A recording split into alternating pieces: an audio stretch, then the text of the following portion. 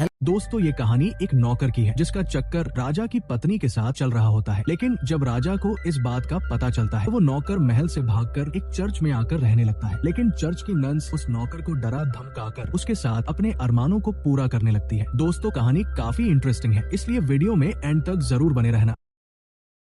Movie की starting में हम फरा नाम की एक नन्स को देखते हैं जो जंगल से अपने गधे को लेकर आ रही होती है। फरा जब चर्च में पहुंचती है तो जीनी नाम की एक नन्स फरा से पूछती है, कल रात से तुम कहाँ गायब थी? फरा उसे बताती है, रात के समय मेरा गधा जंगल की तरफ भाग गया था, इसलिए मैं इसे ढूंढने के लिए गई थी। वो दोनों जब आपस में बातें कर रही होती है तभी वहाँ से चर्च का माली गुजरता हुआ फरा और जीनी को गुड मॉर्निंग कहता है। लेकिन फरा और जीनी उसके ऊपर गुस्सा होती है और उसे वहाँ से जाने के लिए कहती है। दूसरी तरफ हम एलिसा नाम की एक और नन्स को देखते हैं जो अपने कमरे में सिलाई कर रही होती है। एलिसा चर्च में रहकर बिल्कुल भी खुश नहीं थी क्योंकि वो बाहर रहकर अपनी जिंदगी जीना चाहती थी। थोड़ी देर बाद एलिसा से उसके पिता मिलने के लिए आते हैं। एलिसा के पिता उसे कहते हैं, मैंने तुम्हारे लिए एक अच्छा लड़का ढूंढा था लेकिन वो बहुत ज्यादा दहेज मांग रहा है, इसलिए मैंने उसे शादी करने से मना कर दिया। इस पर एलिसा अपने पिता से कहती है, अगर आप चर्च में डोनेशन थोड़ा कम दे दोगे तो मेरी शादी हो जाएगी। लेकिन एलिसा के पिता ऐसा करने से मना कर देते हैं। इससे एलिसा बहुत दुखी होती है क्योंकि वो शादी करके अपने सारे अरमान पूरे करना चाहती थी। अगले सीन में हम फरा, जीनी और एलिसा को एक साथ देखते हैं। वो तीनों जब आपस में बातें करते हुए जा रही होती है तभी उन्हें फिर से चर्च का माली दिखाई देता है जो उन तीनों को गंदी नजर से देखता है। ये देखकर वो तीनों उस माली की अच्छे से खातिरदारी करती है और उसके सारे सामान को खराब कर देती है। दूसरी तरफ चर्च के फादर टोमासो सभी के बुने हुए कपड़ों को बाजार ले जाने की तैयारी कर रहे होते हैं। वही उन्हें चर्च का माली मिलता है। माली फादर से कहता है, मैं अब यहाँ कम नहीं कर सकता क्योंकि यहाँ की सिस्टर्स बहुत बेकार है। फादर माली को समझाने की कोशिश करते हैं लेकिन माली उनकी कोई बात नहीं सुनता और वहाँ से चला जाता है। अगले सीन में हम एक महल को देखते हैं। महल के अंदर राजा अपनी पत्नी फ्रांचेस्का के साथ बातें करते हुए खाना खा रहा होता है। लेकिन फ्रांचेस्का का ध्यान महल के नौकर कालू पर होता है क्योंकि फ्रांचेस्का कालू के साथ घफा घफ वाले रिलेशन में होती है। रात के समय हम कालू और फ्रांचेस्का को एक साथ बिस्तर में देखते हैं। फ्रांचेस्का कालू से कहती है, मेरे पति के पास सब कुछ है लेकिन उनके पास वो नहीं है जिससे मेरी खुशी बरकरार रह सके। फ्रांचेस्का की बात सुनकर कालू उसकी गुफा में घफा घफ का कार्यक्रम शुरू कर देता है। लेकिन थोड़ी ही देर में राजा भी कमरे में आ जाता है जिसे देखकर कालू जल्दी से वहाँ से भागने लगता है। लेकिन राजा कालू को पीछे से देख लेता है और उसका पीछा करने लगता है। कालू भागकर सभी नौकरों के पास आकर सो जाता है ताकि राजा को उसके बारे में कुछ पता न चले। राजा सभी नौकरों के पास जाकर उनकी दिल की धड़कन चेक करने लगता है। लेकिन जब वो कालू के पास आता है तो उसे पता चल जाता है यही वो नौकर है जो उसकी पत्नी की गुफा में धमाके कर रहा था। लेकिन अंधेरा होने की वजह से राजा कालू की शक्ल नहीं देख पाता, इसलिए वो कालू के कुछ बाल काट देता है ताकि वो सुबह कालू की रेल बना सके। राजा के जाने के बाद कालू उठकर सभी नौकरों के भी बाल काट देता है ताकि राजा को उसके बारे में कुछ पता न चले। अगली सुबह राजा सभी नौकरों को लाइन में खड़ा करके उनके बाल चेक करने लगता है लेकिन उसे कुछ पता नहीं चलता क्योंकि सभी नौकरों के बाल कटे हुए थे। राजा सभी नौकरों से कहता है, मैं जिसे ढूंढ रहा हूँ अगर वो मुझे मिल गया तो मैं उसके छोटे चेतन को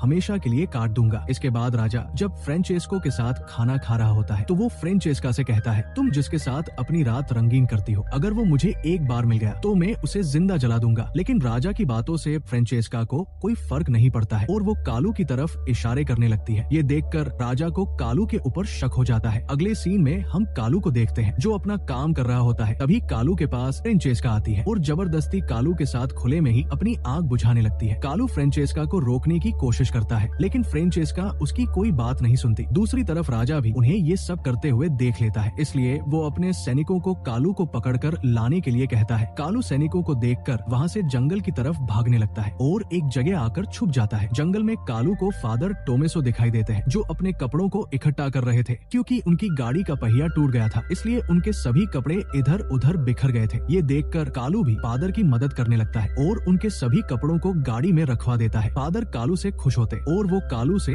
उसके घर के बारे में पूछते हैं तो कालू उन्हें बताता है, मेरा कोई घर नहीं है। ये सुनकर फादर कालू को अपने साथ चर्च में ले आते हैं। फादर कालू से कहते हैं, चर्च में तुम्हें सभी लोगों के सामने गूंगा बहरा बनकर रहना पड़ेगा क्योंकि चर्च की सिस्टर्स तुम्हें बहुत परेशान करेगी। अगली सुबह फादर कालू को मरिया के पास लेकर जाते हैं और उसे कहते हैं, कालू सभी काम अच्छे से कर लेता है और ये गूंगा बहरा है, इसलिए हम इसे माली की जगह रख सकते हैं। फादर की बात सुनकर मरिया भी कालू को काम पर रखने के लिए मान जाती है। वही अब कालू अपना काम करने लगता है। फरा और एलिसा जब कालू को देखती है तो उन्हें लगता है वो एक चोर है और यहाँ चोरी करने के लिए आए हैं। फरा कालू को एक कुल्हाड़ी से डराते हुए पूछती है, तुम कौन हो? लेकिन तभी वहाँ मरिया आ जाती है। मरिया उन्हें बताती है, ये कालू है, फादर ने इसे माली का काम करने के लिए रखा है। मरिया उन्हें ये भी बताती है, कालू गूंगा और बहरा है, इसलिए तुम लोग इसे परेशान मत करना। अगले सीन में हम एलिसा को देखते हैं, जो एक बूढ़ी सिस्टर के साथ कपड़े सील रही होती है। लेकिन तभी एलिसा के हाथ से कपड़े सिलने की फ्रेम टूट जाती है। एलिसा अपनी फ्रेम को ठीक करवाने के लिए कालू के पास जाने लगती है, लेकिन एलिसा को जाते हुए जीनी भी देख लेती है। एलिसा कालू के पास जाकर उसे अपनी फ्रेम ठीक करने के लिए कहती है और अपने मन की बड़ास निकालने लगती है, क्योंकि एलिसा को पता था कालू सुन नहीं सकता है। इसलिए वो कालू से कहती है, मैं यहाँ नहीं रहना चाहती हूँ, क्योंकि मुझे शादी करके एक खूबसूरत जिंदगी जीनी है, इसलिए मैं किसी भी तरह से यहाँ से बाहर निकलना चाहती हूँ। कालू एलिसा की बातों पर कोई रिएक्शन नहीं करता है, क्योंकि उसे पता था अगर उसने कुछ बोला तो उसका बांडा फुट जाएगा और वो लोग उसे वहाँ से भगा देंगे। रात के समय फादर कालू से मिलने के लिए आते हैं। फादर कालू से पूछते हैं, तुम्हारा आज का दिन कैसा रहा? तो कालू उन्हें बताता है, मुझे यहाँ काम करके बहुत अच्छा लग रहा है। फादर उसे कहते हैं, अगर तुम्हें कोई सिस्टर बहुत ज्यादा परेशान करे तो तुम मुझे आकर बताना और उनके सामने कुछ मत बोलना। कालू भी फादर की बात अच्छे से समझ जाता है। वहीं दूसरी तरफ फरा से मिलने के लिए उसकी बचपन की फ्रेंड मार्टा आती है। फरा मार्टा को लेकर एलिसा के रूम में जाती है। इसके बाद वो तीनों बैठकर ड्रिंक करने लगती है। वो तीनों जब आपस में बातें कर रही होती है, तभी जीनी भी वहाँ आ जाती है और वो चारों बैठकर रोमांटिक बातें करने लगती है, क्योंकि उन तीनों के अंदर काफी दिनों से आग लगी हुई थी और वो किसी भी तरह अपनी आग बुझाना चाहती है। मार्टा उन्हें बताती है, मेरे पास एक ऐसी जड़ी बूटी है जिससे हम किसी भी लड़के को अपने वश में कर सकते हैं। मार्टा की बातें सुनकर वो तीनों खुश हो जाती है और उसकी बातों को बड़े मजे से सुनती है। अगली सुबह कालू जब अपना काम कर रहा होता है, तभी एलिसा कालू के पास आती है और उसका पसीना साफ करने लगती है। दरअसल कल रात मार्टा की बातें सुनकर एलिसा के अरमान जाग गए थे, इसलिए एलिसा कालू के करीब आने लगती है और उसे किस कर लेती है। कालू भी बिना मौका गवाए एलिसा की आग को अपने पानी से ठंडा करने लगता है, लेकिन तभी चर्च में प्रे शुरू हो जाती है, इसलिए एलिसा जल्दी से उठकर चर्च में प्रे करने के लिए चली जाती है। एलिसा जब प्रे कर रही होती है, तभी फरा एलिसा के कपड़ों पर लगी मिट्टी देख लेती है। इससे फरा को एलिसा के ऊपर शक होने लगता है। अगले दिन फरा और जीनी जब कपड़े धो रही होती है, तभी एलिसा उनके पास आती है। फरा देखती है एलिसा आज बहुत खुश लग रही है। फरा एलिसा से उसके कपड़ों के बारे में पूछती है, तो एलिसा उन्हें बताती है, मैं कालू के साथ उसके काम में उसकी मदद कर रही थी। एलिसा के बातें सुनकर फरा को लगता है एलिसा उन लोगों से कुछ तो छुपा रही है। अगले सीन में हम फरा और मार्टा को देखते हैं, जो एक जंगल में उस जड़ी बूटी को लेने के लिए जाती है। जड़ी बूटी मिलने के बाद मार्टा उस जड़ी बूटी को उबाल कर एक लिक्विड बनती है और उसे फरा की आंखों में डाल देती है, ताकि वो अट्रैक्टिव बन सके। जीनी भी फरा और मार्टा को ये सब करते हुए देख लेती है। इसके बाद फरा और मार्टा कालू के कमरे में जाती है, ताकि वो कालू को अपनी तरफ अट्रैक्ट कर सके। फरा कालू को चाकू दिखाकर उसे डराती है और दोनों साथ मिलकर कालू के चैतन का मजा लेने लगती है, जिससे कालू भी अपने ऊपर कंट्रोल नहीं कर पाता और जमकर दोनों की गुफा की जुताई करता है। काम खत्म होने के बाद वो दोनों जब बाहर आती है, तो उन्हें जीनी मिलती है। जीनी फरा से पूछती है, तुम यहाँ क्या कर रही हो? लेकिन फरा बहाना बनाते हुए मार्टा के साथ वहाँ से चली जाती है। इससे जीनी को लगता है मार्टा और फरा ने कालू के साथ कुछ तो गड़बड़ की है। अगली सुबह चर्च के सबसे बड़े फादर चर्च को देखने के लिए आते हैं, तो टोमेसो और मरिया मिलकर फादर को चर्च के बारे में पूरी जानकारी देते हैं। दूसरी तरफ कालू एलिसा से मिलने के लिए जाता है और फिर से एलिसा के खेत में अपना हल चलाने लगता है। अभी वहाँ एक बूढ़ी सिस्टर आ जाती है। कालू उन्हें देखकर बुरी तरह से डर जाता है और गलती से बोल पड़ता है। एलिसा भी अपने कपड़े ठीक करके सिस्टर के पास जाकर बैठ जाती है और कालू बेड के नीचे छुप जाता है। दरअसल सिस्टर के बूढ़ी होने की वजह से उन्होंने उन लोगों को मजे करते हुए नहीं देखा था, इसलिए कालू मौका देखकर वहाँ से निकल जाता है। दूसरी तरफ जीनी भी मार्टा की दी हुई जड़ी बूटी पी लेती है, ताकि वो भी कालू के साथ अच्छे से मजे कर सके। वही एलिसा कालू के रूम में जाती है और उसके ऊपर बहुत गुस्सा होती है, क्योंकि कालू ने उनसे झूठ बोला था कि वो बोल नहीं सकता है। वो लोग जब आपस में बातें कर ही रहे होते हैं, तब जीनी भी वहाँ आ जाती है। जीनी को देखकर एलिसा वही छुप जाती है और कालू सोने का नाटक करने लगता है, लेकिन जीनी वहाँ आकर कालू के साथ पागलों जैसी हरकतें करने लगती है। लेकिन तभी फरा भी वहाँ आ जाती है। फरा को देखकर जीनी भी एलिसा के पास जाकर छुप जाती है। जीनी और एलिसा दूसरे को वहाँ देखकर हैरान होती है। वही फरा कालू के पास आकर उसे धमकाते हुए उसके हाथ बांध देती है और उसे अपने साथ जंगल की तरफ ले जाने लगती है। एलिसा और जीनी भी फरा का पीछा करती है। पीछा करते करते वो लोग जंगल में पहुँच जाते हैं। एलिसा और जीनी देखती है वहाँ बहुत सारी लड़कियाँ एक जगह आग जलाकर बिना कपड़ों के नाच रही है और फरा ने कालू को भी वही बांध रखा है। एलिसा को कुछ समझ नहीं आता आखिर ये लोग यहाँ कर क्या रहे हैं। जीनी एलिसा को बताती है ये सब लड़कियाँ कालू की बलि देकर शैतानों से उनकी शक्तियाँ लेना चाहती है। थोड़ी देर बाद जीनी भी अपने कपड़े उतारकर उन लड़कियों के पास चली जाती है। जीनी को देखकर मार्टा उसके ऊपर गुस्सा करने लगती है और उसे वहाँ से जाने के लिए कहती है, लेकिन तभी एलिसा भी वहाँ आ जाती है। जाती है और फरा से चाकू लेकर कालू को बचा लेती है। वही जीनी और मार्टा के बीच हाथापाई होने लगती है। जीनी मार्टा को डंडे से मारकर बेहोश कर देती है और उसके कपड़े पहनकर गधे को लेकर चर्च की तरह चली जाती है। चर्च में आने के बाद जीनी फादर को बताती है फरा एक चुड़ैल है और वो कालू की बलि देना चाहती है, लेकिन तभी एलिसा और फरा भी वहाँ आ जाती है। एलिसा फादर से कहती है जीनी नशे की हालत में है, इसलिए ये झूठ बोल रही है। ये सुनकर जीनी को गुस्सा आ जाता है, इसलिए वो फादर को बता देती है एलिसा और फरा ने कालू के साथ मजे किए हैं। ये सुनकर फादर जल्दी से मरिया के पास जाते हैं, लेकिन मरिया के रूम से टोमेसो बाहर निकलता है क्योंकि वो भी मरिया के साथ अपनी रात रंगीन कर रहा था। ये देखकर सभी लोग पूरी तरह से हैरान हो जाते हैं। वहीं अगले दिन फादर टोमेसो को सजा सुनाते हैं और उसे ऐसे आश्रम में भेज देते हैं जहाँ बस मर्द रहा करते थे, और कालू को फिर से राजा के पास भेज दिया जाता है, जहाँ राजा के सैनिक कालू को एक जेल में बंद कर देते हैं। थोड़ी देर बाद राजा कालू के पास आता है और कहता है तुमने मेरी पत्नी के साथ मजे किए थे, इसलिए मैंने मेरी पत्नी को जिंदा जानवरों की बीच बांध दिया है और मैं तुम्हें भी इसी तरह से तड़पा तड़पा कर मारूंगा। राजा के जाने के बाद कालू सैनिकों से उसे छोड़ने के लिए रिक्वेस्ट करने लगता है, लेकिन सैनिक कालू की कोई बात नहीं सुनते। थोड़ी देर बाद एलिसा, फरा और जीनी वहाँ आ जाती है और बड़ी ही चालाकी से सैनिकों को पागल बनाकर कालू को वहाँ से आजाद कर लेती है। दूसरी तरफ मरिया भी टोमेसो से मिलने के लिए जंगल में आती है। वो लोग जब आपस में बातें कर रहे होते हैं तभी उन्हें वहाँ किसी के आने की आवाज आती है, इसलिए वो लोग वही छुप जाते हैं। टोमेसो और मरिया देखते हैं फरा, जीनी और एलिसा ने कालू को फिर से छुड़ा लिया है और वो जंगल से गुजरते हुए